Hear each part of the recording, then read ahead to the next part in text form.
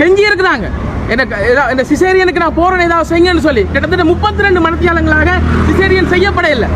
அவங்க போன் பார்த்துட்டு இருந்திருக்கிறாங்க. அங்க அதுல இருந்தவங்க அசட்டீனமா இருந்திருக்கிறாங்க. நாங்கள் இந்த இறந்த சிசுவினுடைய அந்த சடலத்தை நாங்க பாரம் எடுக்க மாட்டோம். தரமான ரிப்போர்ட்டை உண்மையா தான் சொல்லி இந்த காரணத்தால தான் இந்த புள்ள மரணம் அடைஞ்சதுன்னு சொல்லி ஒரு நேர்மையான ரிப்போர்ட்டா இருக்குன்னு எப்படி நம்புறது? சட்டத்துறையில சொல்றாங்க மெடிக்கல் நெக்லிஜென்ஸ் சொல்லி. ஒரு மெடிக்கல் நெக்லிஜென்ஸுக்கு ஒரு வைத்தியர் செஞ்ச பிள்ளைக்கு இன்னொரு வைத்தியரால தரப்படுற ரிப்போர்ட் வந்து சாதகமா இருக்குமா? ஒரு உதாரணத்துக்கு ஒரு போலீஸ் செஞ்ச பிள்ளைக்கு இன்னொரு போலீஸ் ஆஃபீஸர் இன்கொயரி வச்சால் அது எத்தனை விதத்துக்கு ஒரு சப்போர்ட்டிவா இருக்கும்? ஒரு நேர்மையான ரிப்போர்ட் இருக்குமா? இது எந்த அளவுல நம்புவீங்க? அதனாலதான் சகோதர வேண்டுகோள் செய்தார். கௌரவ சுகாதார அமைச்சர் தலையிட்டு சுகாதார அமைச்சர் பார்வைக்கு கீழே ஒரு வைத்தியர் குழு வவுனியாவுக்கு அனுப்பப்பட்டு இங்க உள்ள ஜேஎம்ஓ ரிப்போர்ட்ஸோட சேர்ந்து அவங்களோட வைத்திய ரிப்போர்ட்டும் ஒரு சேர்ந்து நீதிமன்றத்தில் சமர்ப்பிக்கப்பட வேண்டும் என்று சொல்லி ஒரு கோரிக்கை விடுக்கிறேன். நியாயமான கோரிக்கை. இவரை கூப்பிட்டு இந்த ஹாஸ்பிட்டல்ல உள்ள 5 டாக்டர்மார் உள்ளக விசாரணை ஒன்று செய்யறோம், எங்களுக்கு ஒத்துழைங்க, இதை இப்படியே விடுங்கன்னு கேட்டிருக்கிறாங்க. உங்களை உள்ள நீங்க கொலகாரங்க, நீங்க கொண்டு நீங்களே எப்படி நீதியை தருவீங்க? இந்த ஹாஸ்பிட்டல் இந்த பிள்ளைய கொண்டது ஒரு நாள் வயது கொண்ட அந்த சிசுவை கொண்டது இந்த வவுனியா ஹாஸ்பிட்டல். அதை மூடி மறைக்கிறதுக்கு உங்களோட உள்ள விசாரணை என்னது? எங்களுக்கு உங்களோட உள்ள விசாரணை தேவையில்லை. உங்களோட இன்டர்னல் இன்வெஸ்டிகேஷன் கொண்டு குப்பையில போடுங்க, அது அவசியம் இல்லை. எங்களுக்கு தேவை சுகாதார அமைச்சு தலையிட வேணும், கௌரவ அமைச்சர் ரமேஷ் பத்ரனை தலையிட வேணும், தலையிட்டு இந்த பிரச்சனைக்கு தீர்வு தர வேணும். இவங்க உலகார டாக்டர்ஸ், இவங்க அல்லங்கள் உலகாரனுங்கள். வடமாகாணத்தில் இப்படியான சம்பவங்கள் நடக்கிறது முதல் முறையா? இன்றைக்கு நடந்திருக்க விஷயம் முதல் விஷயம் இல்லை, இதுவே கடைசியான விஷயம் இல்லை. இது எங்க நோக்கி போகுது எங்க சமுதாயம்? இலங்கை அரசின் பட்ஜெட்டில் எத்தனை பில்லியன் ரூபாய் எங்க சுகாதார துறைக்காக அரசாங்கம் ஒதுக்குது? இந்த பிள்ளைய முகத்தை பாருங்க. ஒரு நாள் காப்பனுக்கு எவ்வளவு மனநில வேதனை இருக்கு. 2 வருஷமா பிள்ளை இல்லாம கிடைச்ச பிள்ளை இது. 2 வருஷமா பிள்ளை இல்லாம கிடைச்ச பிள்ளை இது. பாருங்க, இந்த பிள்ளைங்க பார்க்கும்போது ஒரு சிரிப்பை கூட பார்க்க முடியல. இறந்த அந்த பிள்ளைய தான் பார்க்க கிடைக்குது.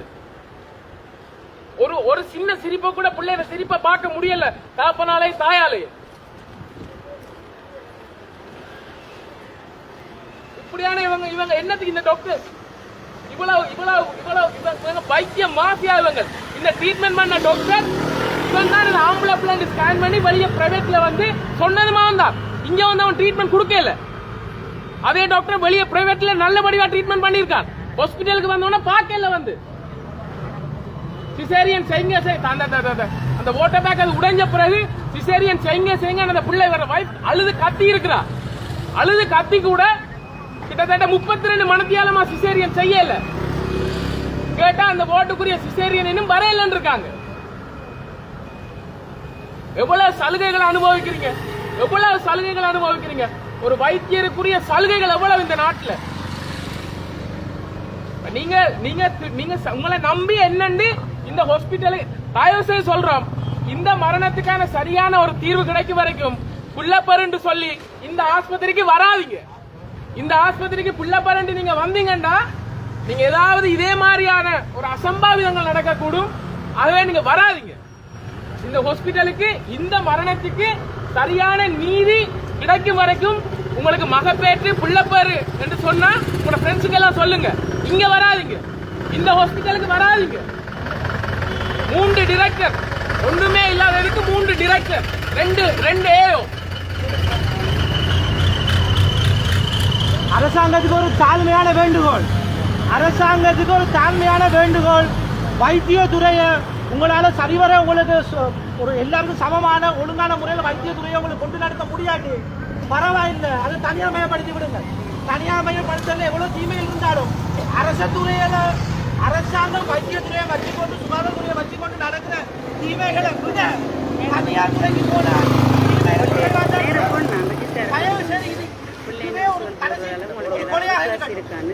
இதுக்கு மேல எந்த ஒருத்தருக்கும் யாரும் இவரை போல கணக்கு கூடாது. இன்னைக்கு இவருக்கு நடந்த விஷயத்துக்கு பக்கத்துல நிக்கிறது கூட ஆக்கல. எங்களை பார்வைக்கு வந்தது இவ்வளவு நல்ல மனுஷங்களை எல்லாரும் வந்து நின்றா இது பொது வழிக்கு வந்திருக்கு. எங்கட பார்வைக்கு மறையலண்டா இதுக்கு என்ன தீர்வு? இவர் இருந்து அழுது ஊழல் இருந்து அழுது தனியா கஷ்டப்பட்டு தனியா பிள்ளைய முயற்சி போட்டு இவரும் ஒரு உளவியல் பிரச்சனைக்கு போய் இவர மனைவியும் உளவியல் பிரச்சனை போய் இவரை முடிஞ்சிருக்கும். அது இவரோட முடிஞ்சிருமா? உங்களுக்கு எனக்கு எல்லாத்துக்கும் சேர்த்துதான். இதைத்தான் நாங்கள் எல்லாம் விரும்புகிறோமா? நான் இதில் காட்சி வந்து இவ்வளவு பேர் வந்து நிற்கிறதாலேயும் எங்களுக்கு தனிப்பட்ட தேவைக்காக இல்லை, எல்லாத்தையும் சேர்த்துதான். தயவு செஞ்சு சொல்றேன், எவ்வளவு பொதுவெளிக்கு பகிரப்படுத்தணும். கௌரவ சுகாதார அமைச்சருக்கு ஒரு கனிவான வேண்டுகோள். உங்களோட தலைமையில் ஒரு குழு வவுனியா வைத்தியரை அனுப்பி இங்கே வழங்கப்படும் மருத்துவ அறிக்கையோட மேலதிகமாக ஒரு மருத்துவ அறிக்கையை உங்கள் தலைமையில் செய்யப்படும். வவுனியாவில் செய்யப்படும் மருத்துவ அறிக்கையில் இவருக்கு அதற்கான இவர் வேண்டிய இடத்துல வந்துருக்கிறேன். அதுக்காக தான் இவருக்கு சார்பாக நாங்கள் இருக்க முடியும்.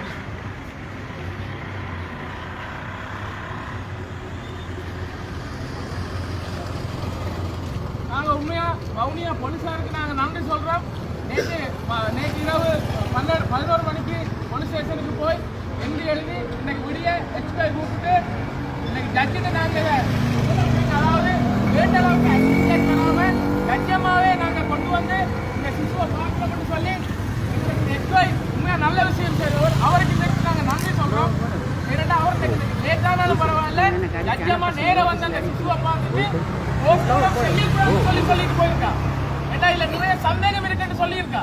இவருக்கு நேரடியா சகல விஷயத்தையும் ஜட்ஜம்மா கேட்டு எழுதி கொண்டு போயிருக்காங்க. அந்த அளவுக்கு இந்த ஜட்ஜம்மா இங்க வாரதுக்கு ஒரு போலீசார் தங்கிற மனிதாபிமான முறையில நடந்திருக்காங்க. அந்த விதத்துல நாங்க நன்றி சொல்றோம். அப்ப எஸ்கே மாத்தியாட மேவேலா அப்படி கரு கண்ணவா அப்படி உதயமை அனவேலாவ අවිල්ල බලන්න ඕනේ බබා කියලා කිව්වා. එනිසා බබා එක්කේ මාත්‍ය මෙතන ඉන්නවා. අපිට මාත්‍ය දක්වාගේ සර්වර් එක අපි පුදි කරනවා.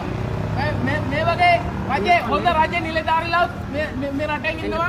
ඒ වගේ අර ඩොක්ටර්ලා වගේ බල්ලා உணர்வோட இங்கே வந்திருக்கக்கூடிய ஒவ்வொரு உறவுகளுக்கும் இந்த பாதிக்கப்பட்ட இந்த குடும்பத்தின் சார்பாக நன்றியை நாங்கள் சொல்கிறோம்.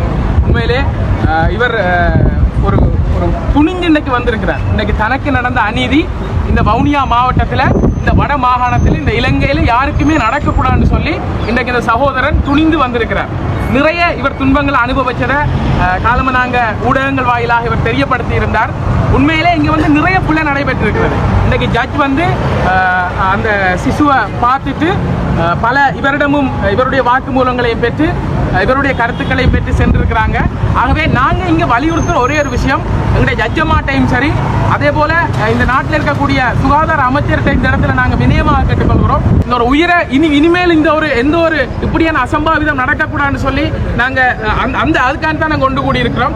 கௌரவ அமைச்சர் ரமேஷ் பத்ரன் அவர்கள்ட்ட இந்த இடத்துல நாங்கள் முன்வைக்கிற கோரிக்கை, இந்த இன்டர்னல் இன்வெஸ்டிகேஷனில், இந்த உள்ளக விசாரணையில், இந்த வவுனியா வைத்தியசாலை முன்னெடுக்கிற உள்ளக விசாரணையில் எங்களுக்கு நம்பிக்கை இல்லை.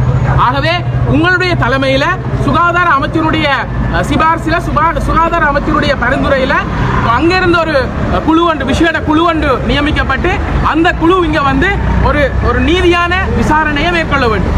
அதே போல இங்க இருக்கிற ஜெயமோமார் எடுக்கிற மரண விசாரணைகள்லையும் வந்து எங்களுக்கு நம்பிக்கை இல்லை. ஆகவே எங்களுக்கு கொழும்புல இருந்து ஒரு சிறப்பு குழு இங்க வந்து இந்த நிலவரங்களை பார்க்க வேண்டும். குறிப்பாக இந்த இடத்துல நான் ஒன்று சொல்றேன், நேற்று இந்த குழந்தை இறந்ததாக 11:30 கோல் வந்து எங்களை வந்து பார்க்க சொல்லி சொன்னவங்க. ஆனால் நாங்கள் பார்த்துட்டு போன பிறகு நான் இந்த இடத்துல சொல்லலாம தெரியல, நான் சொல்றேன், எங்களை இந்த வவுனியா மாவட்டத்தினுடைய ஊடகவியலாளர்கள் கோல் பண்ணி கேட்ட நேரம் 8 மணிக்கு அவங்க கோல் பண்ண நேரமும் இன்னும் வைத்திய சிகிச்சை நடைபெற்றுக் கொண்டிருக்கு சொல்லி இங்க இருக்கக்கூடிய இந்த டிரெக்டர் அப்ப இந்த டிரெக்டருக்கு என்ன நடக்குன்னே தெரியல. இந்த ஹாஸ்பிட்டல்ல 11 மணிக்கு இறந்த பிள்ளையை நாங்க போய் பார்க்கிறோம், 8 மணிக்கு சொல்றாரு இங்க வந்து ட்ரீட்மெண்ட் நடந்துட்டு இருக்கான், பிள்ளைக்கு வைத்தியம் செய்து கொண்டிருக்கார்களாம். அப்ப இவங்க இதெல்லாம் சொல்ற முழுக்க பொய் தானே. இவருடைய அத்தனை கருத்துக்களும் முன்னுக்கு பின் முரணாக இருக்கிறது. அந்த தாய், இவருடைய மனைவி, அவங்களோட அந்த பன்னீர் குடம் உடைத்து அவர்கள் கெஞ்சி இருக்கிறாங்க, எனக்கு சிசேரியனுக்கு நான் போறேன் ஏதாவது செய்யுங்கன்னு சொல்லி. கிட்டத்தட்ட 32 மணித்தியாலங்களாக சிசேரியன் செய்யப்பட இல்லை. அவங்க போன் பார்த்துட்டு இருந்திருக்கிறாங்க, அங்க இருந்தவங்க அசட்டீனமா இருந்திருக்கிறாங்க. ஆகவே இது முழுக்க மருத்துவ கவனையினத்தால் வந்திருக்கக்கூடிய ஒரு மரணம் என்று சொல்வதை விட இது ஒரு கொலை, இது ஒரு மருத்துவ கொலை. மன்னார்ல சிந்து இறந்த தாய் இறந்தது, வவுனியாவில் புள்ள இறந்திருக்கு. வேறொரு வித்தியாசம் இல்லை, விஷயம் எல்லாம் ஒன்றுதான். அங்க தாயை கொண்டவங்க இன்றைக்கு இங்க பிள்ளையை கொண்டிருக்கிறாங்க. எல்லாமே எங்கட உறவுகள் தான்.